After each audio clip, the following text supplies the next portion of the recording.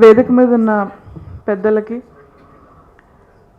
వచ్చిన రచయితలకు, మిత్రులకు అందరికీ నా నమస్కారాలు. నిజానికి ఇక్కడ నేను కూర్చున్న కుర్చీలో అమ్మ ఉండుంటే ఆవిడ విహంగ సంపాదకురాలుగా ఆవిడ కూర్చొని ఉండాల్సింది. అయితే సరే, రచనలు స్టార్ట్ చేసిన దగ్గర నుంచి వారసత్వం పొందుకుంది అని అంటూ ఆఖరికి విహంగ వారసత్వం కూడా ఇక అంటే అన్క్వశ్చనబుల్గా మళ్ళీ నేనే తీసుకోవాల్సి వచ్చింది.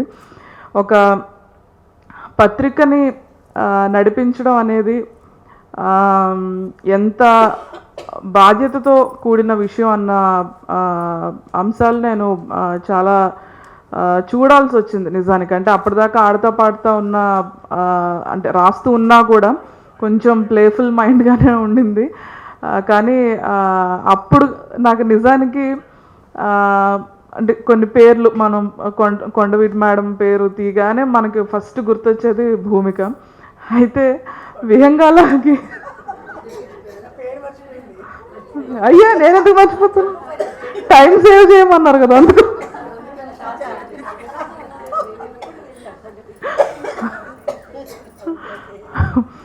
అంటే ఎండ్లూరి గారు అంటారు కదా, అట్లా నేను కూడా అంటే అప్పుడు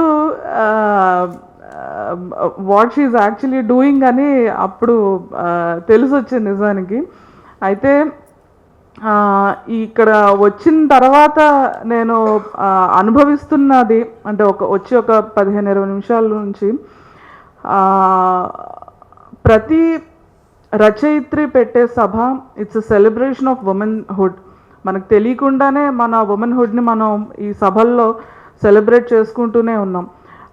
జ్వలిత మేడం ఎంత ఫాస్ట్ ఉన్నారంటే బహుళ పత్రిక తిరిగేసినప్పుడు ఇదే వేదిక మీద జస్ట్ ఒక 1-2 వారాల క్రితం జరిగిన యోధా పుస్తకం గురించి కూడా ఒక ఫోటోలతో సహా ఒక వ్యాసం ఉండడం నేను ఆశ్చర్యపోయాను అసలు చూసి.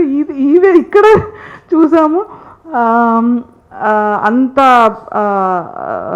అంటే చురుగ్గా ఉండడం అనేది మా అందరికీ ఒక ఇన్స్పిరేషన్. ఇప్పటి వరకు అంటే బహుళ రాకముందు వరకు జ్వలిత మేడం అంటే ఒక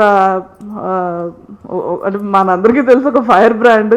ఒక పెద్ద మహాసభ కింద రవీంద్ర భారతి కింద పెద్ద ఆడిటోరియంలో జరుగుతున్నప్పుడు మా స్త్రీలకు మాత్రం ఇక్కడ ప్లేస్ ఉండదా అని చెప్పేసి అప్పటి వరకు వెనకాలనుకుంటున్నాం అందరం.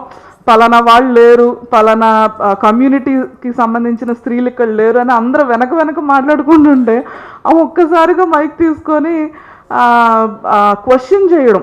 అంటే వెనకాల ఎంతమంది అయినా ఎన్ని మాటలైనా మనం మాట్లాడుకోవచ్చు, కానీ ఇన్ ఫ్రంట్ ఆఫ్ పీపుల్ మనం క్వశ్చన్ చేయడం అనేది మేడం దగ్గరే చూసి, అంటే మనకి సొంతగా ఐడియా వచ్చి అడగడం వేరే, కానీ మనల్ని ఒకళ్ళు ఇన్స్పైర్ చేయడం అనేది అదొక గొప్ప విషయం నేను మేడం దగ్గర నేర్చుకున్నాను. తర్వాత చాలా చిన్న విషయంగా కూడా అనిపించవచ్చు, కానీ ఇంకొక మంచి విషయం నేను మేడం దగ్గర నేర్చుకుంది ఏంటంటే, ఎవరినైనా సరే మీరు గారు అని పిలుస్తుంటారు. ఎంత చిన్న అమ్మాయి వచ్చినా సరే మేడం పేరు పెట్టి మానస గారు, ఇంకేదో గారు అని పిలవడం.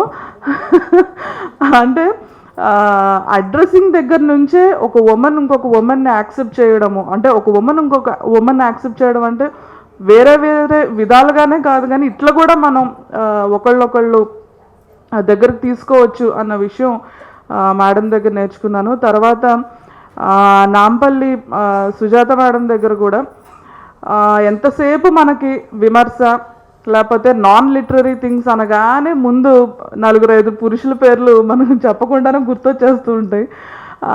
కానీ మాకు గర్వంగా, అంటే ఉమెన్కి గర్వంగా మాకు ఒక విమర్శకురాలు ఉన్నారు, మాకు ఒక వ్యాసకర్త ఉన్నారు అని మొట్టమొదట తట్టే పేరు, అంటే ఇప్పుడు తట్టే పేరు మేడందే. చాలా కథల గురించి ఆవిడ చాలా అబ్జర్వ్ చేసి రాసిన విషయాలు ఉన్నాయి. అలాగే అంటే as we're speaking about celebrating womanhood, మనం మర్చిపోయినా కూడా ఎంతమంది గుర్తుపెట్టుకున్నారో తెలియదు, కానీ కొండవీటి సత్యవతి మేడము బోయి విజయభారతి గారి గురించి గుర్తుపెట్టుకోవడం కానీ, ఆవిడ గురించి సైలెన్స్ మెయింటైన్ చేయనివ్వడం కానీ అదొక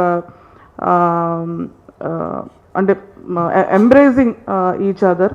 ఎందుకంటే భూమిక వచ్చి 30 ఏళ్ళు అవుతున్న టైంలో మొట్టమొదటిగా అమ్మ పేరు మీదే ఆవిడ ఒక స్మృతి సంచిక తీసుకురావడం, అప్పుడే ఆవిడ ఫస్ట్ పుస్తకం అమ్మ పేరు మీదే తీసుకొచ్చారు. అంటే అంతగా ఎంబ్రేస్ చేసుకోవడం అనేది మనం ఇక్కడే చూస్తాం. అంటే ఎందుకింత ఈ తహతహ ఎందుకనంటే, మామూలు ఏ పుస్తకం ఆవిష్కరణ అయినా లేకపోతే ఏదైనా సాహితీ సభ అయినా కూడా ఏ డౌట్ లేకుండా, ఏ మొహమాటం లేకుండా నిర్మొహమాటంగా వేదిక నిండా పురుషులే ఉంటారు. దాన్ని ఎవ్వరు కూడా అదేదో మగవాళ్ళ గొడవలని ఎవరూ అనుకోరు. అందరూ మళ్ళీ ఆడియన్స్లో అందరం వచ్చి కూర్చుంటాం కూడాను. కానీ ఏ వేదిక మీదైనా ఒక ఇన్విటేషన్లో స్త్రీల పేర్లు ఉంటే అదేదో ఆడవాళ్ళ వ్యవహారంలే అని చెప్పేసి మళ్ళీ ఈ ఉద్ధారకులే చెప్పడం కూడా ఉంటుంది. కానీ ఏ స్త్రీ పెట్టిన సభలో కూడా పురుషులు ఉండకూడదన్న ఒక రూల్ మళ్ళీ ఏమీ ఉండదు. ఆ యాక్సెప్టెన్స్ని ఈరోజు కొంచెం డీప్గా చూడటం జరిగింది. పెద్దలందరూ ఉన్న సభలో నాకు కూడా ఈ అవకాశం ఇచ్చిన జ్వలిత మేడంకి, సుజాత మేడంకి నా థ్యాంక్స్ చెప్తున్నాను. And congratulations again.